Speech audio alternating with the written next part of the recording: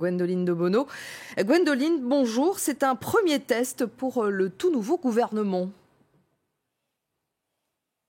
Oui, absolument, parce qu'il s'agit de la marche de tous les dangers. Elle rappelle des mauvais souvenirs, puisqu'initialement, cette marche devait se tenir le 10 mai dernier. C'est le jour où des violences avaient éclaté sur l'esplanade des mosquées. C'est également le jour où le Hamas a décidé d'engager la confrontation avec Israël en lançant des roquettes sur Jérusalem. Elle avait été annulée in extremis, jugée trop dangereuse. Il faut comprendre que traditionnellement, lors de cette marche, les juifs ultranationalistes qui y participent passent par la porte de Damas, l'un des accès à la vieille ville, qui est une place forte palestinienne.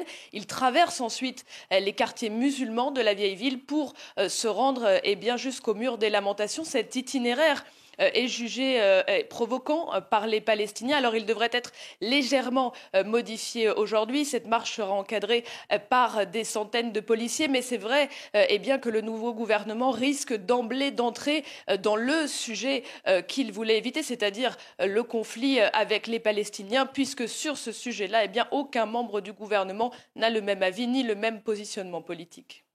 Le Hamas a mis en garde la semaine dernière l'État hébreu contre des représailles. Si la marche s'approchait du secteur palestinien de Jérusalem, à quoi peut-on